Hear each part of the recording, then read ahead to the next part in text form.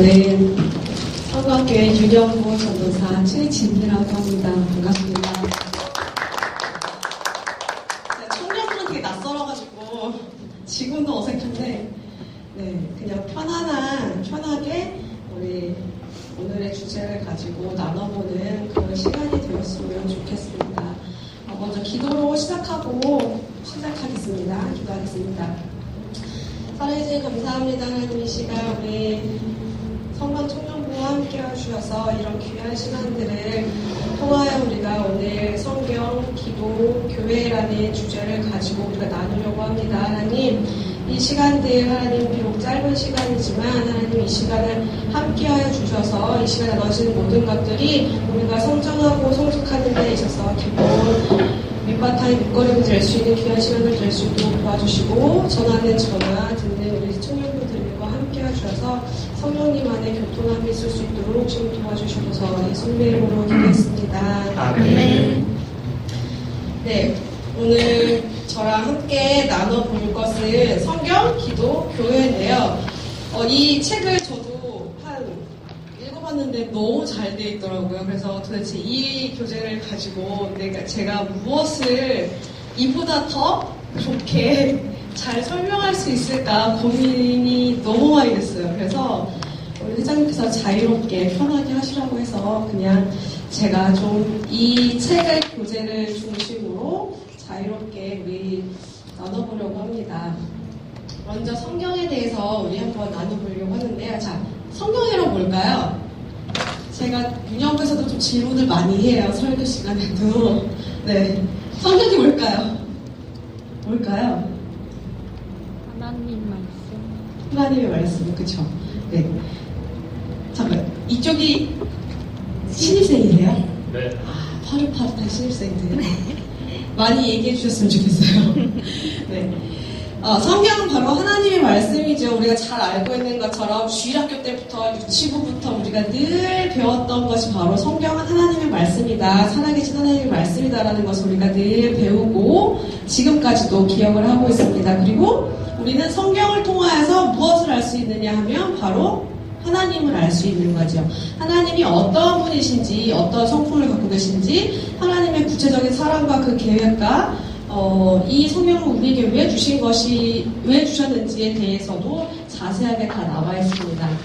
그리고 또한 성경은 우리가 알고 있는 대로 하나님의 감동으로 쓰여진 책이잖아요. 그렇죠? 오늘 교재에서도 나와 있지만 이 하나님의 감동으로 쓰여졌다는 것은 가장 중요한 것이라고 볼 수 있어요. 성경의 기자들이 참 많은데요. 우리가 알고 있는 것처럼 아브라함입니다. 모세도 있고, 그 다음에 사무엘 상하, 이런 것들, 그리고 에스더와 에스라, 이런 많은 예언자들을 통해서 또 많은 성경이 기록되어 있고, 또 마태복음, 누가, 요한처럼 그런 많은 기자들도 있지만, 기자들은 여러 명이지만 그것을 다 주도하신 분이 바로 하나님이시라는 거죠. 그래서 성령의 감동으로 지어진 책이기 때문에, 이루어진 책이기 때문에 이 책의 말씀이 지금까지도 앞으로도 쭉 우리에게 많은 영향들을 줄 것이라는 것이 우리는 알고 있습니다. 그렇기 때문에 성경은 각 사람이 각각의 기자가 통하여서 써지긴 했지만 그 공통된 내용은 바로 하나를 향해서 이야기를 하고 있어요. 바로 하나님 나라에 대해서 공통적으로 한 꼭지점을 향해서 이 66권이 향해 가고 있는데요. 말씀드린 것처럼 구약은 39권이고 신약은 27권, 총 66권인데 성경은 그래서 한 권으로 책을 보여주는 것이 아니라 지금도 써 있는지 모르겠지만 예전 성경책에는 성경, 전서, 세로줄로 이렇게 써 있었어요. 전서라고. 그래서 한 권이 아니라 여러 가지 책 묶음으로 이루어진 이 성경은 바로 한 꼭지점, 바로 하나님의 나라에 대해서 이야기하고 있고 그 이야기들을 많은 다양한 필체와 그리고 다양한 역사적 배경과 그리고 대상들을 통하여서 하나님을 이야기하고 있고 하나님의 나라를 이야기하고 있습니다. 그러면 이 성경은 왜 쓰였을까라는 것들을 우리가 의문을 한번 풀어볼 수도 있어요. 저희는 태어날 때부터 성경책을 봐주해봤지만 이 성경책이 왜 하나님이 주셨을까? 라는 것들을 고민해 보신 적 있으세요? 한번 생각해 보신 적 있으세요? 없죠. 저도 없었어요. 처음에. 저도 중고는 성경책 늘 가면 늘 보이는 거고 늘 당연하다고 여겼는데 어느 날 갑자기 성경책이 왜 하나님이 주셨을까? 그런 것들을 우리가 생각해 본다면 하나님의 그 놀라운 계획하심을 조금 더 우리가 깊이 느낄 수 있을 것 같아요.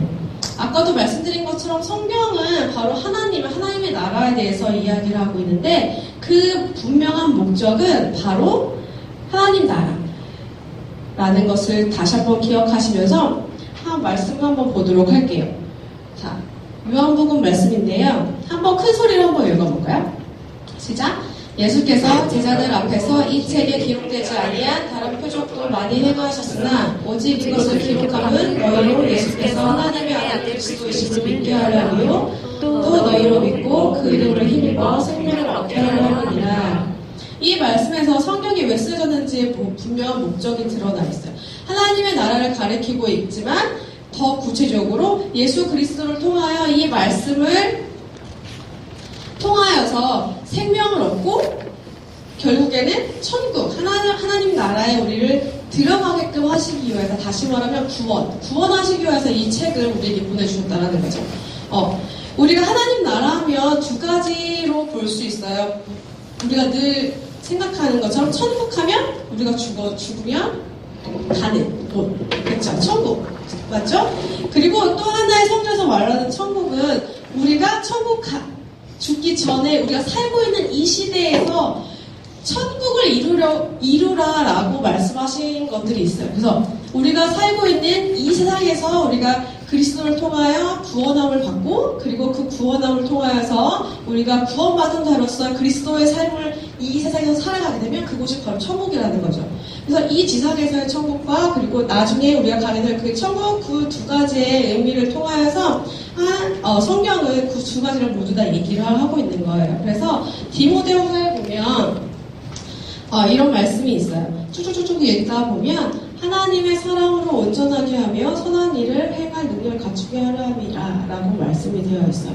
바로 이것이 그리스도로서 우리가 어떻게 살아야 하는지를 성경을 통하여서 자세하게 알려주고 있고, 그리스도로의 삶을 어떻게 살아야 하는지를 그 삶을 통하여서 우리의 바운더리가, 삶의 모습이 바로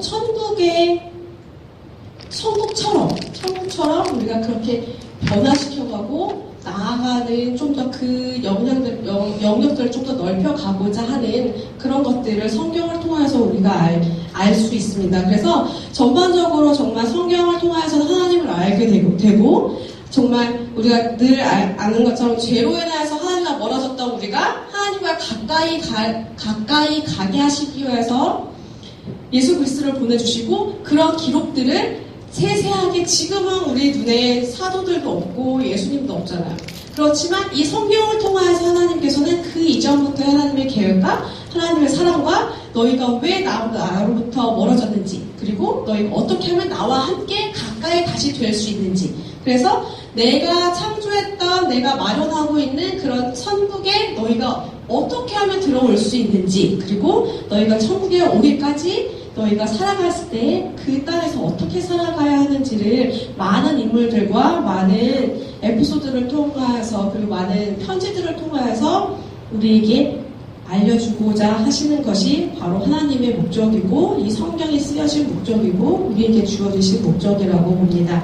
그래서 우리가 성경을 읽을 때 정말 자세하게, 정말 구체적으로 읽는 것도 중요하지만 늘 꾸준하게 이 말씀 나에게 어떻게 다가오는지를 느끼면서 읽어야 할 필요가 있는 것 같아요. 그래서 아까 처음에 말씀드린 것처럼 성경은 하나님의 감동으로 쓰여졌기 때문에 시대와 장소를 초월해서 지금까지도 살아 역사하시는 그 말씀이기 때문에 이 말씀이 그냥 내가 읽어서 그 말씀이 나에게 살아 움직이게끔 하는 그렇게 해야지 정말 하나님의 살아계신 말씀이겠죠. 하지만 이 성경을 그냥 읽지도 않고 그냥 책꽂이에 이렇게 딱 꽂혀 있으면 그냥 이런 일반적인 책과 별 다름이 없다라고 봅니다. 그래서 이 시간에는 우리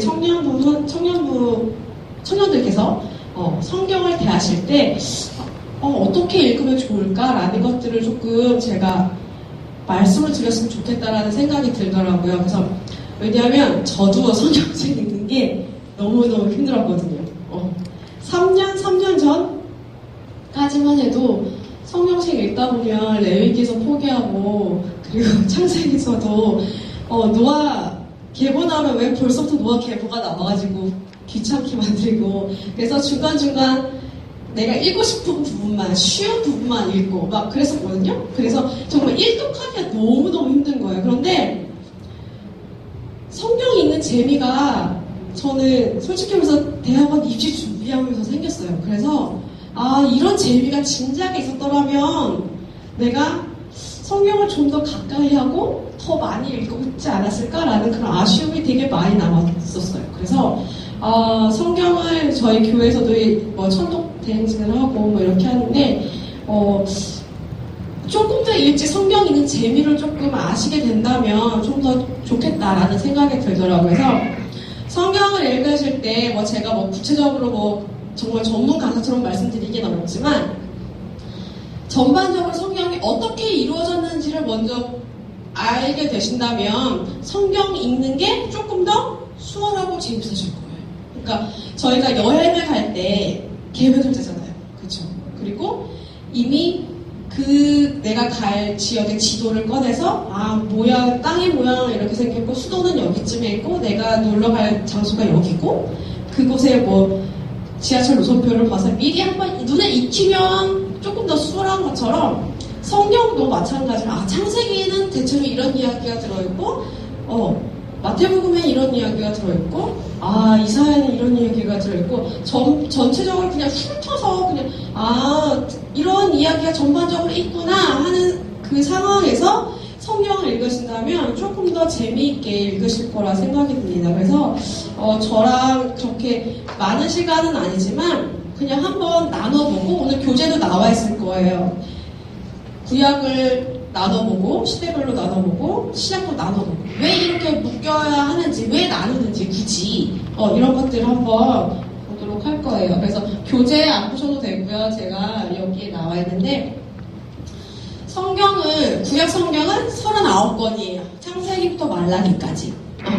그렇게 해서 이렇게 쭉 나와 있는데 창출 레민신 모세오경이죠. 모세가 기록했다고 되어 있는 5권의 책이에요. 그래서 창출 레민신 가장 앞에 있는 책이고 성경의 시작 부분이죠. 이 부분이 있고 그다음 여호수아부터 에스더서까지 12권의 책을 역사서라고 나눠요. 그래서 이 역사서에서는 이스라엘의 역사, 이스라엘이 생성이 되고 그 다음에 남북으로 나눠지고 그 다음에 뭐 바벨론의 포로가 됐다가 다시 돌아왔다가 이런 역사적인 부분들의 이야기를 묶어놓은 책을 역사서라고 하고요. 여호수아부터 에스더까지 여기서는 바벨론 포로 잡혀가기 전의 이야기들과 그 후의 이야기들이 또 나눠져요. 그렇지만 그렇게 자세하게는 안 나누고요. 그 다음에 시가서라고 있어요. 시가서는 우리 시 있잖아요. 그렇죠? 시, 노래 이런 장르들을 모아놓은 그래서 욥기, 시편, 잠언, 전도서, 아가 이런 것들이 속해 있습니다. 그리고 어려운 예언서가 그 다음에 쭉 있어요. 쭉 있는데 이사야부터 말라기까지 쭉 각 시대별로 활동한 예언자들이 활동하면서 그 기록되었던 그리고 하나님께로부터 받은 이야기들과 그 전하는 그런 과정들을 쭉 적어놓은 것들이 예언서인데 이 예언서 종류가 17권이에요. 그런데 이걸 뚝 잘라서 이사야, 예레미야, 예레미야, 에스겔, 다니엘 이 5권을 대예언서 아니면 전기예언서 이런 식으로 나누고요. 그 다음에 호세아부터 말라기까지는 소예언서, 후기예언서 이렇게 나눕니다. 이미 책에 나와 있는 거예요. 그래서 그렇게 어렵지 않으실 거라고 생각이 됩니다. 그래서 호세아부터 스바냐까지는 앞에서 보시는 것처럼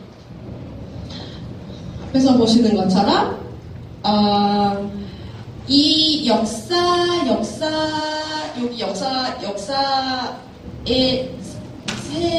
활동했던 이런 다니엘 선지자, 스바냐, 이 하박국, 이 예언서는 다 예언자들의 이름이에요. 그래서 이 역사 가운데 활동했던 예언자들을 초점으로 중심으로 이 사람들이 이렇게 되어 있어요.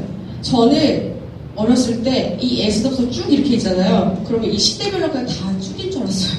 얘네가 여기에 속해 있는 게 아니라 이렇게 쭉 이어져 있는 건 줄 알았어요. 그래서 너무 어렵다, 너무 양이 방대하다 막 이렇게 됐는데, 이 사람들이 이 왕의 시대에, 왕정 시대에 활동했던 선지자였구나라고 생각하니까 조금 더 이렇게 퍼즐이 맞춰지는 것처럼, 이왕 때는 이런 선지자들이 활동했구나라는 것들을 알게 되니까 좀 그 폭이 조금 더 줄어들더라고요. 그래서 조금 읽기가 조금 더 편해졌고, 또 열왕기 때는 어떤 선지자가 나왔었지? 뭐 이렇게 조금 맞춰보면서 하는 그런 것들이 생겨서 조금 편하더라고요.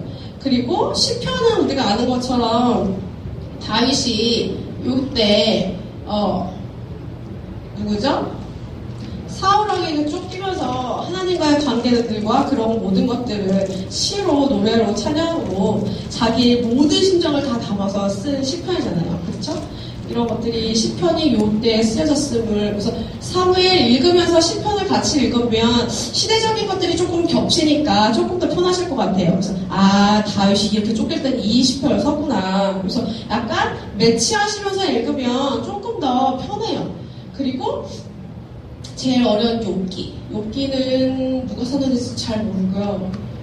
시대도 정확하게 나와 있지 않아요. 하지만 족장 시대라고 보기 때문에 창세기 시대에 그 아브라함 족장 시대 그때쯤에 쓰여졌구나.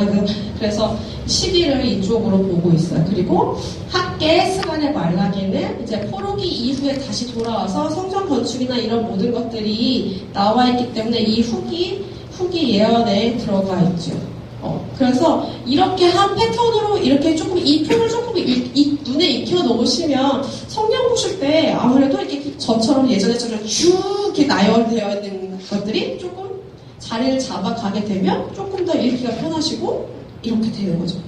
그리고 제가 조금 말씀을 드리면 신명기를 읽을 때는 신명기 읽기 편하세요? 저는 조금 어려웠어요. 왜냐면 중간에 막 법 이런 거 막 나오고 막 그래서 힘들었는데, 하나님께서 신명기를 법 이런 것들이 나오긴 하지만 전체적인 흐름에서는 하나님의 말씀을 따르면 축복을 받고, 그리고 하나님의 말씀을 어기면 저주를 받는 그런 축복과 저주에 대한 이야기가 대체적으로 나와요. 그래서 그 축복과 저주를 받는 그 기준이 바로 법이거든요. 그래서 신명기에서는 그 법들이 나오긴 하는데 그런 것들이 조금 어렵다고 느끼시면 어렵지만 신명기 법이 나오니까 이 법들을 잘 지키면 축복을 받고 아니면 저주를 받는구나. 이런 것들을 이미 조금 알아놓고 읽으시면 조금 더 편해요. 그리고 이 신명기의 이런 흐름이 열왕기 상하까지 쭉 이어져요. 왜냐하면 열왕기 상하에 보면 많은 왕들이 나오잖아요. 북왕국, 남왕국. 그래서 많은 왕들이 나오는데 누구는 나쁜 왕이고 누구는 좋은 왕이고 이런 거 나오잖아요. 그 모든 기본적인 것들이 신명기에 흐르는 그런 기본, 하나님의 말씀 잘 따르면 축복을 받고 아니면 저주를 받는 그런 기본적인 흐름에 따라서 열왕기 상하가 이루어지기 때문에 그래서 이 왕이 이래서 나쁜 왕이라고 대대로 이어지는구나. 이 왕이 선한 왕이라고 이어지는구나 라는 것들이 나오게 될 거예요. 또 읽다 보시면 열왕기랑 역대하라 내용이 겹치는 게 되게 많아요. 그쵸? 근데 좀 달라요. 그래서 저는 역대기 안 읽었어요. 어렸을 때는. 왜냐면 뭐야 이거 열왕기에서 읽던 건데 막 이러면서 역대가 패스도 되겠구나 막 이랬었거든요. 근데 자세하게 읽어보니까 내용은 같지만 흐름이 조금 달라요. 그래서 시기가 열왕기에서는 이 신명기의 그런 흐름에 따라서 축복과 저주의 기준으로 이렇게 이제 왕들이 나오고 에피소드가 나온다면, 역대기는 바벨론 포로로 갔다가 다시 돌아오잖아요. 그리고 성전 재건축을 하고 막 이렇게 될 때 어떻게 하면 이 민족을 잘 다시 하나가 되고 예전처럼 하나님을 잘 섬기는 민족이 될 수 있을까? 그런 고민하에 예배 드리는 것과 성전 건축에 집중을 하게 돼요. 그래서 예전에 다윗이 이제 성전을 건축하는 그런 것들을 세우고 솔로몬이 성전을 세우고 그런 일들이 있잖아요. 그리고 이스라엘 백성들이 가장 좋아하고 가장 위대한 왕이라고 하면 다윗이잖아요. 그런 그 다윗과 솔로몬의 이야기들을 잘 묶어요. 그래서 하나님을 잘 예비했던 이야기, 하나님의 성전을 잘 준비하고 지어지면서 찬양하고 예배하는 그런 이야기들, 그런 것들이 역대기에 제일 많이 나와요. 그래서 역대기에 보면은 다윗이 잘못했던 것들은 안 나와요. 왜냐하면 그 시대적 상황들이 포로기 이후에 다시 이스라엘을 다시 재건하고 이런 것들의 그런 모티브가 되어 있기 때문에 그런 종류로 나온 똑같은 이야기지만 관점이 많이 달라지는 거죠. 그러니까 조금 줄거리는 비슷하지만 관점이 다르기 때문에 그 이야기의 맛이, 읽는 맛이 조금 달라지더라고요. 그래서 다시 저도 역대기 읽기 시작했어요. 그래서 이런 변화들이 있었구나라는 것들을 깨달으니까 성경 읽는 맛이 나더라고요. 또 사사기도 보면은 여러 사사들이 많이 나와요. 그렇죠? 그런데 이 이야기가 왜 나올까라는 생각을 하게 됐어요. 이 이야기가 사사기 3손만 알면 되는 거 아니야? 막 이러면서 막 그런 적도 있었는데, 사사기의 전반적인 흐름이 그거예요.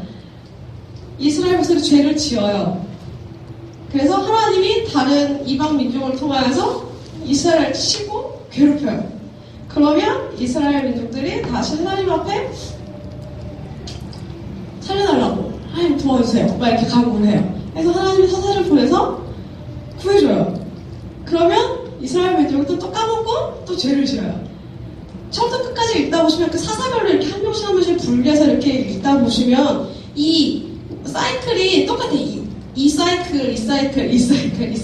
죄를 짓고 압제를 당하고 간구를 하고 그 다음에 사사가 도와줘서 구원을 받고 그럼 다시 잊어버리고 다시 또 죄를 짓고 이 사이클이 계속 돌아가면서 있는 게 바로 사사기예요. 그래서 인물별로 그런 상황들을 잘 보시면 사사기 읽을 맛이 나겠구나라는 생각이 많이 드실 거예요. 그리고 시편 같은 경우는 긴 것도 있고 짧은 것도 있지만 시편을 잘 묵상하시다 보면 우리 청년분들께서 찬양하고 기도하고 하나님을 묵상하는 거에 있어서 많은 도움이 많이 되실 거예요. 왜냐하면 다윗이 정말 경험했던 그런 상황들 가운데 아팠던 기억, 슬펐던 기억, 정말 내가 죽을 고비를 넘길 수 있는 그런 기억도 또 하나님으로 인해서 또 기쁘게 찬양하는 그런 기억들의 세세한 이야기들, 정말 일기처럼 정말 노래로 그렇게 시로 쓴 거기 때문에 조금 읽기도 편하실 거고, 그리고 많은 위로와 힘을 얻는 부분이 바로 이 시편이더라고요. 그래서 이 시편을 많이 읽으시다 보면 내가 하나님을 찬양하는 데 있어서 많은 도움을 받으실 거고, 기도하고 묵상하는 데 있어서 많은 시편이 많이 도움이 될 거예요. 그리고 어려운 예언서 있죠. 예언서는 상상력을 발휘하셔야 돼요. 역사적인 부분도 있지만 하나님으로부터 환상이나 이런 것들이 막 SBS에서 막 나오고 막 그러잖아요. 도대체 이게 뭔지 싶었던 기 있었어요.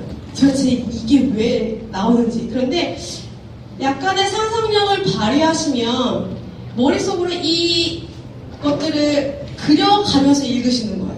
그런 묵시적인 것들은, 그러니까 역사적인 것들은 스토리라고 생각하셔서 내가 역사적인 영화를 본다 이렇게 생각하셔서 이렇게 읽으시면 되지만, 환상이나 이런 것들은 정말 상상력을 발휘하셔서 이렇게 생겼겠구나, 저렇게 생겼겠구나. 다니엘서에서도 6장까지는 다니엘 이야기가 막 나오지만 그 다음부터는 아무튼 괴상하게 생긴 거 막 묘사가 나오고 막 그러잖아요. 그런 것들을 한번 다니엘서 좀 그려볼만 해요. 이렇게 철로 되어 있고 진흙으로 되어 있고 이렇게 하면 약간 괴상하게 나오긴 하지만, 그렇게 머릿속으로 아니면은 간편한 거는 종이로 그렇게 그려보시면서 하면은 약간 성경을 읽는 또 다른 재미가 생기는 경우가 있어요. 그래서 성경을 읽으실 때 그냥 무턱대고 그냥 글자로만 문자로만 보시면 진짜 힘들어요. 하지만 약간 다양한 방법들을 통해서, 그리고 이스라엘 지도가 이렇게 생겼으니까 이런 약간 지도에 약간 깨어 있으신 분들이 약간 그런 것들을 활용하시고, 나는 상상력이 조금 좋아 라고 하시는 분들은 상상력을 발휘해서 이렇게 읽으시면 조금 많이 좋아요. 그래서 구약은 그렇게 많이 읽으시면 좋아요. 그래서 이렇게 먼저 분류를 하시는 거예요. 분류를 먼저 하시고 각 권에 대한 특징적인 것들을 내가 이미 알고 있기 때문에 그 알고 있는 것들을 통하여서 내가 다양한 방법을 활용해서 성경을 읽으면 더 좋으시죠. 그리고 이거는 신약이에요. 신약은 우리가 사복음서가 뭐죠? 사복음서 아시죠? 네, 마태, 마가, 누가, 요한, 그리고 그 안에서 공간복음이라고 해서 마태, 마가, 누가까지. 요한은 따로 보고요. 그리고 사도행전은 교회에 대한 이야기. 저 사복음서는 그리스도의 역사를, 예수님에 대해서 여러 가지 측면으로 예수님을 묘사를 하고 있어요. 예수님의 사건들을 각각의 대상과 기록자의 특성과 이런 것들을 통하여서 각각의 다른 예수님의 모습을 이야기하고 있지만 그 예수님은 바로 한 분이신 거죠. 그리고 사도행전은 교회의 역사를 이야기하고 있고, 그 다음에 어려운 바울의 서신들이 나오죠. 바울의 서신들은 교리서신이라고 있어요. 교리서신은 로마서, 고린도전후서, 갈라디아서, 그리고 이거는 각 교회에 편지를 쓰면서 교회에 대한 그 교리, 하나님은 어떤 분이시고, 예수님께서 이런 분이시고, 그런 교리적인 것들을 편지로 썼고요. 그 다음에 옥중서신, 에베소서, 빌립보서, 골로새서, 빌레몬서. 에베소서는 에베소서 교회, 빌립보서는 빌립보에 있는 교회, 골로새서는 골로새에 있는 교회. 편지를 쓴 거예요. 옥중서신은 바울이 옥에 갇혔을 때 보낸 편지고요. 목회서신은 디모데 전후서, 디도서. 이것은 목회적인 목자를 키우는, 바울이 선교행을 해서 교회를 세우고, 그리고 그곳에 목회자를 세워요. 그리고 그 목회자를 가까이 두고 챙길 수가 없기 때문에 서신 편지를 통하여서 목회를 할 때에는, 양을 돌볼 때에는, 교회를 세울 때에는, 사람을 세울 때에는 이렇게 해라. 그래서 목회적인 부분들을 이야기를 하고 있고 가르치는, 그래서 디모데에게, 디도에게라고 보내는 편지 목회서신이 있어요. 그리고 일반 서신은 데살로니가 전서, 히브리서가 있어요. 그런데 요즘에는 히브리서는 바울 썼다라고 보는 교회 별로 없어요. 그냥 따로 히브리서라고 따로 떼놔요. 히브리서는. 그리고 공통서신, 야고보서, 베드로 전후서, 요한일서서, 유다서. 이거는 한 지역의 그 교회에 보내는 것이 아니라 공동체에게 그냥 보내는 거예요. 그래서 공동서신이라고 보고요. 예언서는 요한계시록, 저희가 잘 알고 있는 마지막 책 요한계시록이 있어요. 마태복음, 마가복음, 누가복음, 요한복음 보시는 것처럼 예수님에 대해서 이렇게 다양하게 측면으로 예수님을 이야기하고 있어요. 왕으로 오신 예수님, 인간의 모습을 예수님, 종으로 오신 예수님, 하나님의 아들 예수님. 이렇게 해서 각각의 다른 방향으로, 다른 측면에서 각각의 예수님을 표현하고 그 사건들을 이야기하지만 그 대상은 바로 한 분이시라는 거죠. 그래서 사복음서 읽으실 때도 순서가 있어요. 그래서 처음에 마태복음 1장부터 읽으면 힘드시잖아요. 저도 맨날 1장까지만 읽고 힘들어 보면서 덮어도 다음에 읽어야지 하고 넘어간 적 되게 많거든요. 왜냐면 거기가 걸림돌이니까. 근데 마가복음부터 읽으시면 좋아요. 마가복음은 제일 적은 장으로 되어 있고 되게 간략하게 되어 있어요. 그래서 이 마가복음부터 읽으시고 그 다음에 마태, 누가를 읽으시고 요한을 읽으시면 되는데, 이 잘 보시면 마가복음의 이야기를 토대로 해서 마태복음에서 좀 추가가 된 것들이 많아요.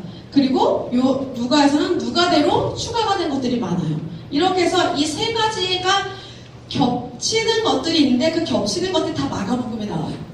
그렇기 때문에 마가복음부터 읽으시고 그 다음에 마태, 누가, 그 다음 요한 이렇게 읽으시는 게 제일 좋아요. 그래서 만약에 신약을 읽겠다라고 하실 때 그냥 마가복음부터 읽으시면 좀 더 수월하게 읽으실 수 있으시죠. 그리고 구약은 대충의 줄거리들과 스토리들을 알면 그리고 상상력을 발휘해서 조금 읽으시면 되지만 서신서 같은 경우에는 스토리가 별로 없어요. 왜냐면 편집글이니까. 그래서 핵심 주제들을 조금 알고 계시면 로마서는 이 이야기를 위주로 쓰여져 있지. 에베소서는 이렇게 되어 있지라고 그렇게 알고 계시면 좋아요. 그렇게 해서 제가 간단하게 빨리 말씀을 드리면 로마서는 하나님의 의가 주제고요. 고린도 전서는 교회의 문제, 많은 문제들이 나와요. 그 문제들을 해결하는 것까지. 그리고 고린도후서는 바울 너가 사도냐? 라는 지적이 나와요. 그래서 나는 사도다라고 대변하는 그런 문제과 해결이 다 오고요. 갈라디아서는 자유의 복음, 그 다음에 에베소서는 그리스도 안에서 높아지는 것, 빌립보서 하나됨의 중요성, 골로새서는 승천하신 교회의 머리가 되신 예수님, 빌레몬서는 오네시모를 용서한 이야기, 이런 핵심 주제들이 있어요. 그런 주제들을 조금 짤막짤막하니까 알고 계시면 읽으실 때 조금 편해요. 이 얘기가 이 얘기구나 라는 것들을 아실 수 있을 거예요. 그래서 기회가 되신다면 성경의 전반적인 개관적인 것들을 훑어보실 수 있는 시간들이나 그런 것들이 있으면 되게 좋을 것 같다는 생각이 들더라고요. 청년부에서.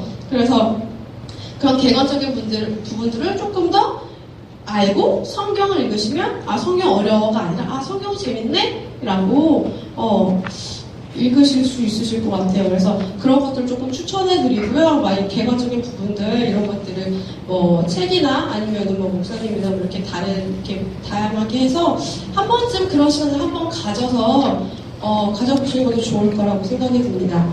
그리고 요한계시록 어려우시죠? 저 요한계시록 절대 안 읽었어요. 왜냐하면 도대체 읽어도 뭔 소리인지 모르고 무섭고 그리고 요한계시록은 이단들이 사용을 많이 하잖아요. 그래서 약간 되게 무서운 그런 분위기가 되게 좀 있어서 계시록은 안 읽어. 나중에 목사님한테 물어봐야지. 그리고 정말 그거는 안 읽었던 그냥 제껴왔던 책이었는데 요한계시록이 정말 읽으면 읽을수록 재밌는 책이라는 걸 알게 됐어요. 조금 어렵긴 해요. 진짜 어려워요. 그것을 풀고 이렇게 하는 건 진짜 힘들고 되게 그렇지만 계시록을 그렇다고 멀리할 필요는 없다라는 생각이 들어요. 그래서 계시록은 교회에 대한 이야기예요. 그리고 교회에 대한 계시. 그래서 개개인에게 준 게 아니라 교회에 대한 계시이고 상징적인 언어로 되어 있지만 하나님 안 믿으면 죽어 이렇게 공격적인 그런 것도 아니고 그런 것이 아니라 이 요한계시록을 통하여서 하나님께서는 우리를 격려하시고 오히려 더 위로를 해주시는 말씀이라는 것들을 아시고 읽으시면 좋으실 것 같아요. 그래서 너네 힘들지. 하지만 그 힘든 가운데 하나님을 바라보고 그 믿음을 하면 나중에 너희가 하나님 곁으로 갔을 때 정말 어린 양의 잔치, 혼인잔치와 같이 그런 기쁨의 잔치에 들어가게 될 거야 라는 것처럼 정말 위협하려고 하는 게 아니라 저희를 정말 되게 혼란스럽잖아요. 요즘 간여가서 더 혼란스러운 이 세상에 우리가 하나님을 더욱더 믿고 바라보고 어려울 때, 힘들 때 위로와 격려를 해주시는 말씀이라고 생각을 하시고 계시록을 읽어보신다면 조금 더 재밌고 즐겁게 읽으실 것 같아요. 그래서 성경을 이렇게 한번 쭉 봤는데 이거는 신약 성경이에요. 신약 성경도 아까 역사서 밑에 쭉 예언자들이 있었던 것처럼 사도행전이 쓰여질 때 그 사이사이에 이 서신서들이 쓰여진 시점들이 있어요. 그래서 그냥 일례로 쫙 이렇게 되어 있는 것이 아니라 그 서신서들을 쭉 떼서 사도행전 밑으로 딱 내려가면 바울이 1차 전도여행 때 갈라디아서 야고보서를 썼구나. 거기 보면은 사도행전에 보면 선교 여행을 갔다 온 그 포인트들이 있어요. 그런 것들은 금방 쉽게 분류하실 수 있는데, 1차 때 갈라디아서 야고보서를 썼구나. 데살로니가 전서를 썼구나, 2차에. 이렇게 조금 이것도 표로 눈에 기억을 해보신다면 조금 더 압축적으로 조금 정리된 듯한 신약을 읽으실 수 있으실 거예요. 그래서 밑에서 보시면 저희가 로마서 그냥 순서상으로 로마서 나오고 고린도 전서 이렇게 나오지만 서신서에서 가장 첫 번째로 쓰여진 이거는 갈라디아서부터 쓰여졌다는 것들을 우리가 알 수 있잖아요. 그래서 이런 시대적인 것들을 한번 이렇게 표로 그냥 이미지화 시켜서 딱 이렇게 생각하신 다음에 성경을 읽으시면 조금 더 쏠쏠한 재미가 있으실 거예요. 그래서 성경을 읽으실 때 저도 그냥 이것을 준비하면서 성경에 대해서 내가 무엇을 얘기할 수 있을까? 성경은 살아계신 하나님의 말씀인데 그런데 그냥 제 기억이 났어요. 그래서 내가 청년 때 나 성경 읽는 거 되게 힘들어했는데 그때 조금 더 재밌게 성경을 읽을 수, 좀 쉽게 읽을 수 있는 방법을 조금 알았다면 좋았을 걸 이라는 생각이 들어서 제가 이렇게 그냥 간단하게 설명을 해드리긴 했지만 이런 것들을 조금 알고 계시면 저보다는 조금 더 일찍 성경을 재밌게 읽을 수 있지 않으실까라는 생각이 들더라고요. 그리고 이거는 제가 작년에 반모섬에 갔다 왔어요. 그래서 사진을 한번 보여드리고 싶었어요. 요한계시록 반모섬의 유배지에서 썼잖아요. 그래서 반모섬 너무 가고 싶었는데 이런 사진들도 한번 접해보시면 좋으실 것 같아요. 반모섬 그냥 이렇게 생겼어요. 네, 아무것도 없어요. 그냥 물도 없더라고요. 거기는 근데 정말 유배지더라고요. 지금 관광지여서 뭐 이렇게 뭐가 많지만 그때 당시에 정말 유배지였겠구나 라는 생각이 들더라고요. 이거는 요한이고요. 그리고 요한기념교회고 이것도 요한이에요. 이거는 요한이 그 계시를 받았던 계시동굴의 모습이고요. 이것은 요한이 무릎을 꿇고 기도를 했던 자리예요. 그래서 이게 붙어 있어요. 원래 이렇게 붙어 있는데 여기는 머리를 대고 이렇게 이렇게 머리를 받고 기도할 때도 있잖아요. 저희도 바다에서 기도하다 보면 머리를 댔던 자국이고 이것은 이제 손을 잡고 이렇게 일어나는 잡았던 그 손자국이라고 하더라고요. 그래서 얼마나 그 동굴에서 하나님께 기도하고 그런 세월을 보냈으면 이렇게 자욱하게 남았을까라는 생각이 들고 이것도 그 안에 내부고요. 이거는 그 요한계시록에 대한 이야기들을 그림으로 나타낸 성화예요. 그래서 이런 것들이 있어요. 그래서 이런 사진들을 조금 보시는 것도 유익이 될 거라고 생각이 들어요. 그래서 많은 영상 그런 요즘에 제가 아까 구약할 때 상상력을 많이 발휘하라고 했잖아요. 그 상상력들을 많이 발휘해서 요즘에 영화들 되게 많이 나와 있어요. 물론 성경의 이야기에서 벗어나긴 하죠. 왜냐면 상업성을 띄어야 하니까 성경 그대로 이렇게 하면 재미없잖아요. 그렇기 때문에 그렇긴 하지만 제가 작년에 봤나? 엑소더스인가? 모세에 관한 이야기로 영화가 나왔었잖아요. 네. 그게 뭐였죠? 기억은 안 나요. 제목. 제가 암기 이런 거 잘 못하거든요. 근데 거기에 보면 10장을 묘사한 것들이 있어요. 정말 리얼해요. 그러니까 저희가 글로 이렇게 메뚜기 때가 왔구나. 파리 때가 왔구나. 우리 피로 변했다네?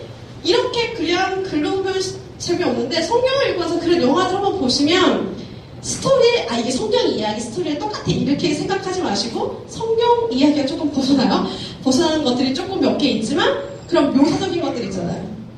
10장 저는 그거 보고 난 저한테서 못 살겠구나 이런 생각이 들더라고요. 그런 것들을 같이 보시면서 공유를 하셔서 이야기하고 해보시는 것도 되게 좋은 것 같아요. 이런 성경을 읽고 그런 영화들을 같이 봄으로 인해서 그런 것들을 한 번 더 이야기를 하고 하면 조금 더 풍성하게 성경을 잘 기억하고 조금 더 가깝게 느껴지는 그런 것들이 있을 거라 생각이 듭니다. 그래서 제 바람은 청년회 때 성경을 많이 읽었으면 좋겠다는 생각이 들어요. 제가 그렇게 못했거든요. 왜냐면 저는 청년부를 한 번도 해본 적이 없어요. 네, 저는 시골교회에서 자라나가지고 청년부를 해본 적이 없어요. 그래서 청년부 활동에 대해서 잘 모르는데 그런 제가 청년의 시기를 지날 때 성경을 너무 딱딱하게 읽고 재미없게 읽고 그러다 보니까 성경 잘 안 읽고 그냥 내가 아는 얘기만 읽고 그러다 보니까 주일학교 교사할 때 내가 아는 얘기가 나오면 잘하긴 하지만 잘 얘기해 주긴 하지만 조금 구약 얘기 나오면 조금 어려워가지고 약간 버벅거릴 때 있고 막 그랬거든요. 그런 것 기억들이 막 나면서 청년할 때 조금 더 성경을 잘 재미있게 읽을 수 있는 기회들이 많이 주었으면 좋겠다라는 생각이 많이 들더라고요. 그래서 이 시간에는 제가 뭐 이런 것들을 얘기했지만 제일 중요하게 말씀드리고 싶은 건 그건 것 같아요. 많은 시간들을 조금 더 다양한 방법으로 성경을 재미있고 좀 풍성하게 읽을 수 있는 그런 기회들과 시간들이 있으면 좋을 것 같다. 그리고 성경의 전반적인 객관적인 것들을 훑어볼 수 있는 그런 특별한 시간이 있으면 조금 더 도움이 많이 되시겠다라는 생각이 들더라고요. 그리고 성경에 대해서 읽으시다가 모르시는 거 있으면 내 마음대로 해석하려고 하지 마시고 목사님께 이 말씀을 드려서 이게 무슨 말씀인지 모르겠습니다 라고 이야기하는 게 제일 좋아요. 성경 말씀에도 하나님 말씀을 마음대로 해석하지 말라고 했거든요. 그렇다 보면은 잘못된 길로 빠져나갈 수 있기 때문에 그럼 읽으시다가 모르겠어요 라고 하는 것들은 담당 목사님께 언제든지 말씀하셔서 그런 것들을 조금 궁금증을 해소하셨으면 좋겠고 또 예배 시간에 이렇게 청년부 예배 때 그 주보 있잖아요. 주보 나오면 설교 본문이 나오잖아요. 좀 일찍 도착하시는 분들이면 성경 본문을 찾아서 읽으시는데 그 앞에와 뒤에를 같이 한번 쭉 읽어보시는 게 제일 좋아요. 네. 대예배 때도 그렇고 뭐 언제든지 내가 오늘 좀 예배 조금 일찍 왔네? 라고 하시면 그냥 뭐 교제하는 것도 좋긴 하지만 조금 시간을 조금 따로 떼내서 오늘 말씀이 뭐더라 이렇게 좀 찾아보시면 뭐 요한복음 3장 16절이네? 그러면 그 3장 16절만 보는 게 아니라 그 앞장, 뒷장까지 조금 시간이 되면 쭉 훑어보시면 이 말씀이 왜 이때 나왔는지를 아실 수 있어요. 그러면은 조금 더 설교 들으실 때나 이런 거 들으실 때 조금 더 이해가 조금 더 잘 되시고 내가 잘못 생각했던 부분들이 분명히 바로 고쳐지는 그런 일들이 일어날 거예요. 그래서 성경 딱 그 말씀을 보시는 게 아니라 그 앞뒤 문맥을 잘 보셔서 전반적으로 이해하는 것들이 필요합니다. 그래서 성경을 읽으실 때 조금 더 재미있게 성경을 읽으시는 우리 청년부가 되셨으면 하는 소망이 있습니다. 네, 기도 갑니다.